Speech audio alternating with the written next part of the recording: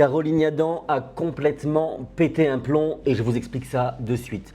Vous vous souvenez de Caroline Yadan, cette députée qui confond bien souvent l'Assemblée nationale israélienne avec l'Assemblée nationale française où elle est pourtant élue.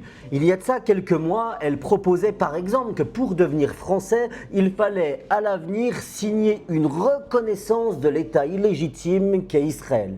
Et voilà qu'aujourd'hui, elle dérape encore une fois.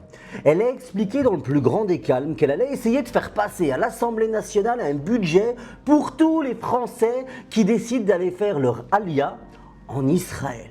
Et donc en gros, nous, on aurait à payer pour leurs frais d'installation et même, elle le précise, pour leurs frais psychologiques. Êtes-vous donc en train, Madame Yadan, d'expliquer que ces gens qui font leur alia ont forcément un problème psychologique? N'est-ce pas là de l'antisémitisme, Madame Yadan? Il faut dire que Caroline Yadan ose tout et c'est même à ça qu'on la reconnaît. C'est-à-dire que par exemple, il y a de ça quelques mois, j'avais utilisé le terme de haloufa au détour d'un live la concernant. Et voilà que ni une ni deux, elle a saisi tous ses amis, la LICRA, l'Union des étudiants juifs de France, etc. Elle a pris un avocat, elle m'a traduit devant les tribunaux et le parquet a été assez timbré pour la suivre dans son délire, essayant de me mettre sur le dos des injures à caractère antisémite.